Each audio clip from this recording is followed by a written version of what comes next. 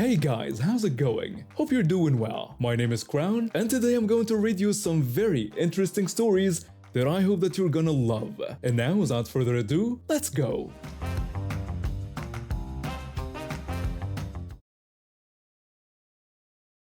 I've been at the Yum Cha restaurant for months when this happened. I started there right after finishing my diploma, needing something to cover rent while I figured out my next move. The owner was fair, the manager was decent, and most customers were pleasant enough. It was honest work. Yum Cha is a brunch thing. People come in, order some dim sum, drink tea, chat with friends or family. It's supposed to be relaxed. Most folks order maybe 3 to 5 items per person, enjoy the food slowly, and make an afternoon of it.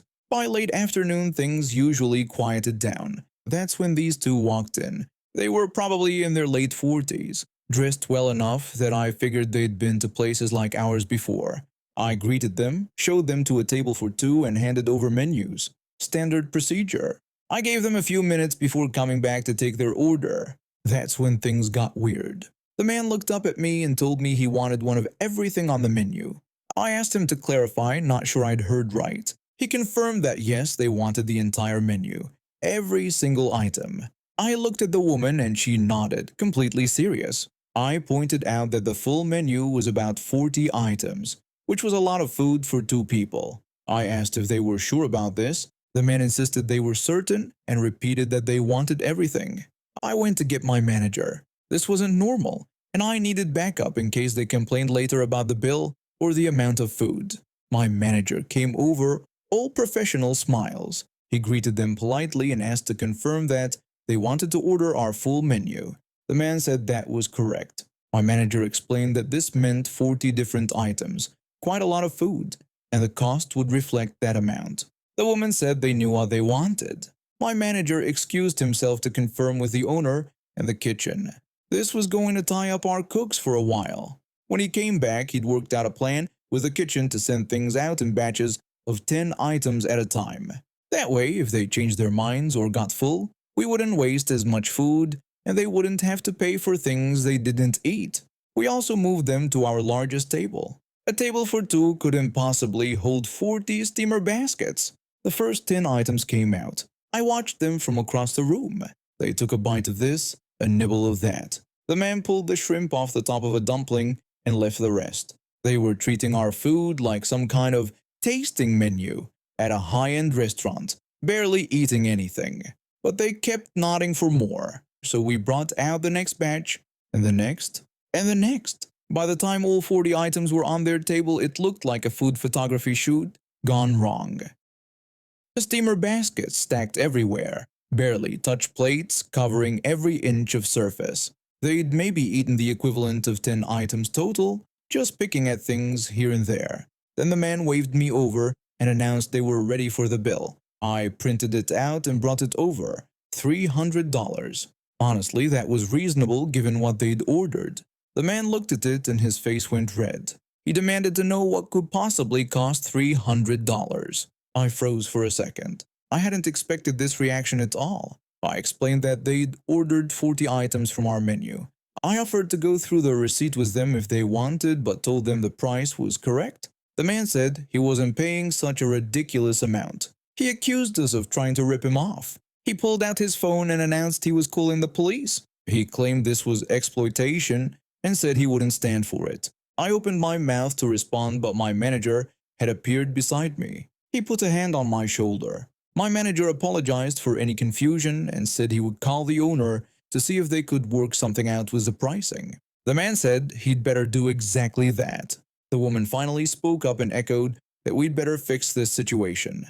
Then she pulled out a cigarette and lit it right there at the table. In Singapore, that's illegal. You can't smoke in enclosed public spaces. The fines are serious. My manager gave me the smallest nod toward the back. I understood. While he went to call the owner, I was supposed to call the police. Not because of the bill dispute, but because of the smoking violation. I made the call quickly and quietly from the kitchen, then came back out. My manager was returning to their table. He told them that he'd spoken with the owner. Unfortunately, the owner had reviewed the order and confirmed all the prices were correct. He wasn't able to offer a discount. The man stood up so fast his chair scraped backward. Then he grabbed one of the steamer baskets and threw it on the ground. It shattered. He shouted that this was unacceptable and accused us of mistreating customers. Honestly, I was almost relieved. Yes, he'd just damaged our property, but now when the police arrived for the smoking violation, we'd have even more to report. It only took about 5 minutes. 2 officers walked in and suddenly, both customers' entire demeanor changed. The woman started crying. Actually crying. She told the officers thank God they were here. She claimed that restaurants like ours took advantage of people like them. She said they just wanted a nice meal and we were trying to charge them $300. The man added that they weren't rich people. He insisted they couldn't afford to be exploited like this. The whole time they were talking, both officers were looking at the table. 40 steamer baskets, most still full of food. 1 basket smashed on the floor, and then one of the officers picked something up from the table. The cigarette butt. The officer asked the woman if she'd smoked in here. The woman's face went pale. She admitted hesitantly that it was just 1 cigarette. The officers asked a few more questions. They looked at our menu with the prices clearly listed. They looked at the receipt. They looked at the mountain of food. They looked at the broken basket on the floor. Then they asked the couple to come with him. My manager told me later what happened. The couple was required to pay the full bill plus the cost of the damaged steamer basket, and the woman was fined $200 for smoking in an enclosed area, $495 total, plus whatever they'd wanted to spend that afternoon, all because they couldn't accept responsibility for ordering 40 items they had no intention of actually eating. We cleaned up their table in silence. It took 3 of us to carry all the baskets back to the kitchen. Such a waste. My job is selling premium audio equipment at a high-end electronics store. Headphones, speakers, amplifiers, turntables. Everything costs a fortune here. Our cheapest item is around $200. This woman walks in on an afternoon. She heads straight for our display wall, the top shelf, where we keep the flagship models. She picks up our most expensive headphones, studio grade, noise cancelling, wireless, the whole package. I walk over to help. She asks me about the features. I give her the full rundown. Premium drivers, 30-hour battery life, comes with a hardshell case, 2-year warranty. She nods along. She seems genuinely interested. Then I tell her the price, $999. She does not even flinch. She says she wants them. I start walking toward the register. Then she stops me. She says she will pay $300 for them. I pause. I think I misheard. I ask her to repeat that. She says it again. $300. That is her offer. I explain that the price is $999. Non-negotiable. She shakes her head. She says $300 is her budget. She tells me I should make an exception. I explain we do not negotiate prices here. These headphones cost us over $500 wholesale. We literally cannot sell them for $300. She crosses her arms.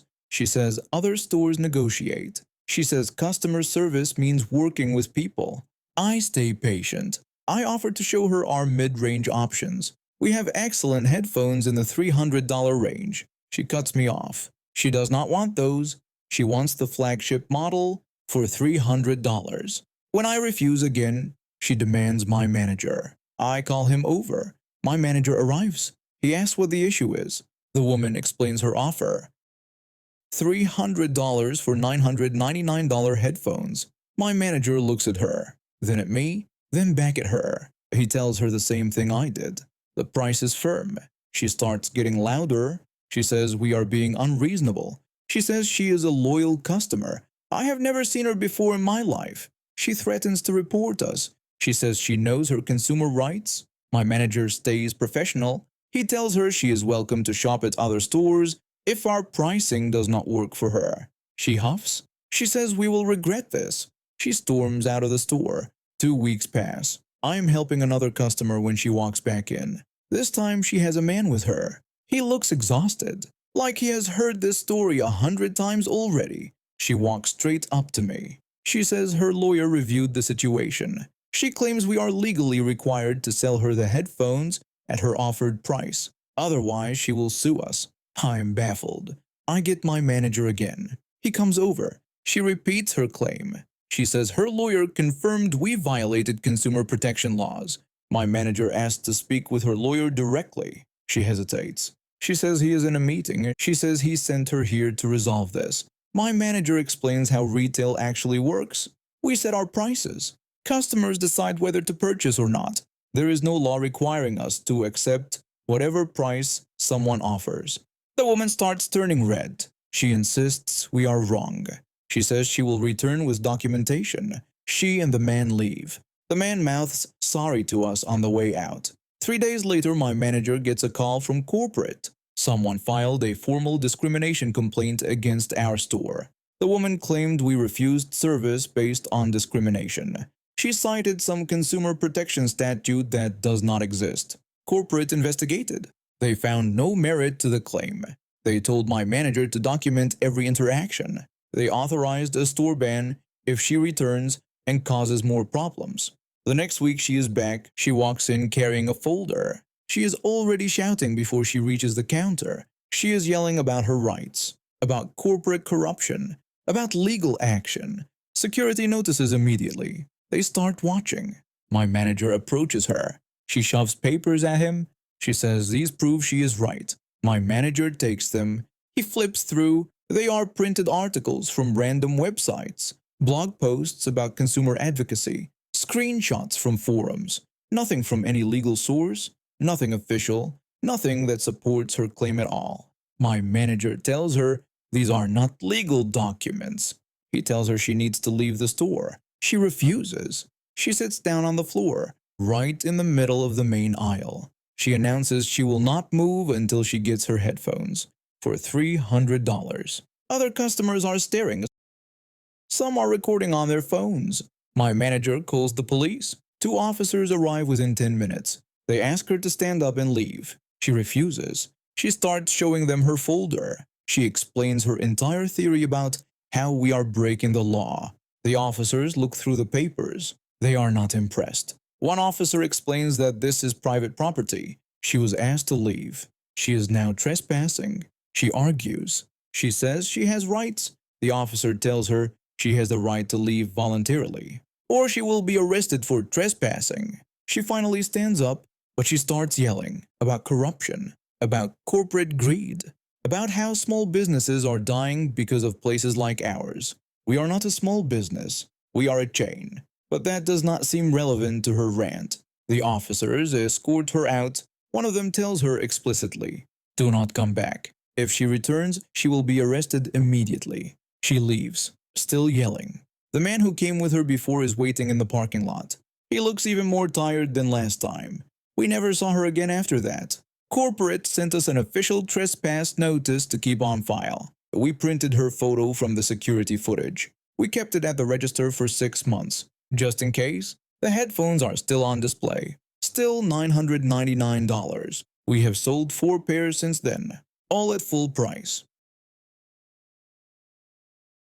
For years now, I've had this job at a corner shop in the UK. What makes our location a bit different is that we share the building with a sandwich shop. They've got their own entrance and counter, but we're technically under the same roof. They do pretty well for themselves with their fancy sandwiches and their expensive coffee machine that can make all those trendy drinks people line up for. The sandwich shop has this top-of-the-line coffee machine that honestly looks like it belongs in a spaceship. It's got more buttons than I can count. It makes everything from espresso to cappuccino to whatever else people order these days. The thing is, it also makes a perfectly good cup of tea, which is all I care about since I can't stand coffee. The sandwich shop staff have always been cool about us using it. Sometimes they'll even offer to make us something when they've got a spare minute. It's a nice little perk of the job. The setup works like this. In the mornings, they usually have just one person working the sandwich counter while they're getting organized. On our side, we run with 2 people, a supervisor and a sales assistant. This morning, I was a sales assistant on duty. It was early, probably around 7:30, and I was absolutely knackered. I'd stayed up too late the night before binge-watching some show I can't even remember now, and I was desperately in need of caffeine. Well, my version of caffeine anyway, a strong cup of tea. The sandwich shop employee was out back in the warehouse dealing with their morning delivery, so I slipped behind their counter to use the machine.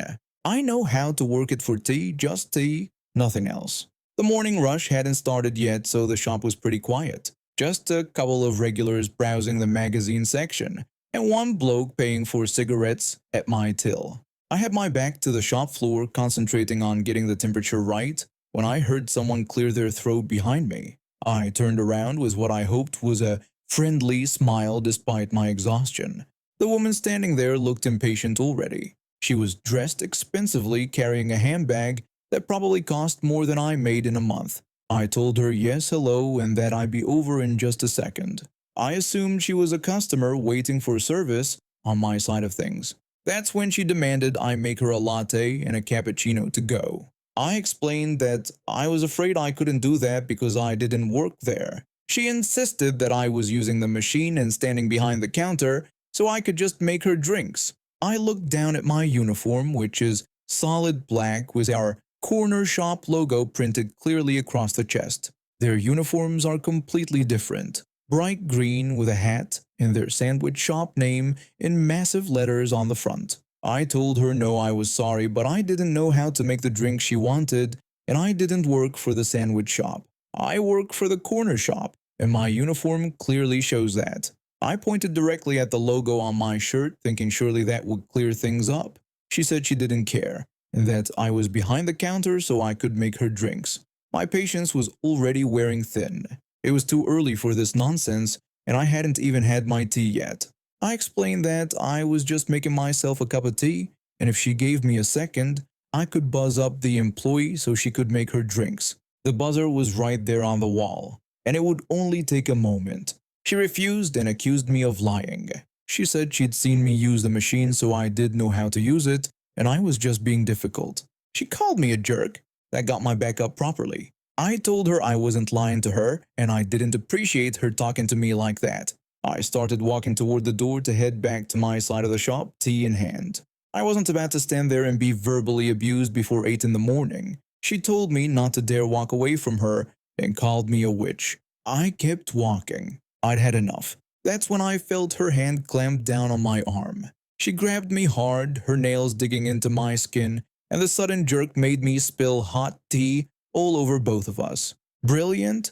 Just brilliant. Now I'd have to clean that up on top of everything else. The tea was hot enough to sting, and I felt it soak through my uniform shirt.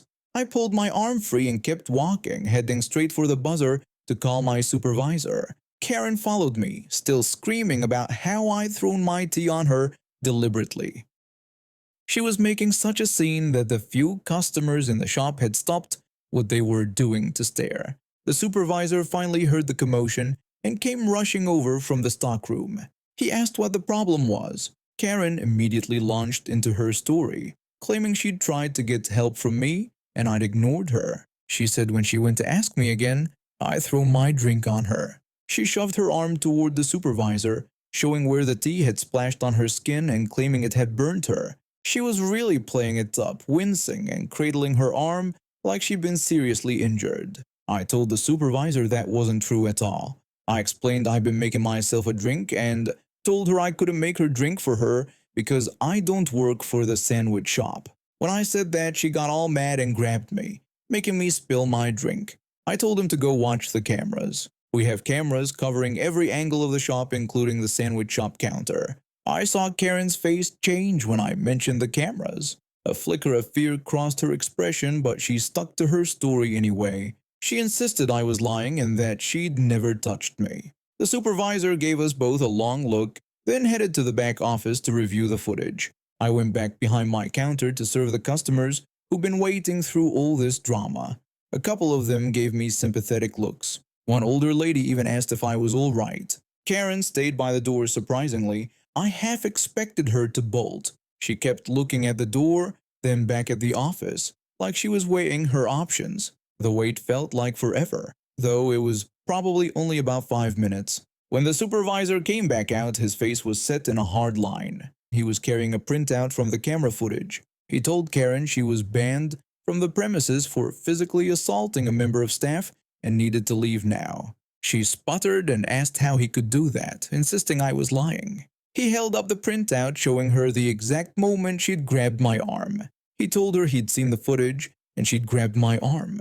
That was assault. He said she needed to leave now or he was calling the police. Karen went absolutely red, sputtering and fuming. She tried to argue that it wasn't assault, that she'd barely touched me. The supervisor pulled out his mobile and started dialing. That finally got her moving. She stormed out, shouting something about never shopping here again. The supervisor and I both knew that was an empty threat given she was banned anyway. After she left, the supervisor asked if I wanted to file a police report. I thought about it but decided the ban was enough. I just wanted to get on with my day. The supervisor took the photo from the camera footage, printed it out, and stuck it on our wall of shame behind the counter. It's a cork board where we pin photos of shoplifters and people who've been banned. There she was, frozen in the act of grabbing my arm, her face twisted in anger.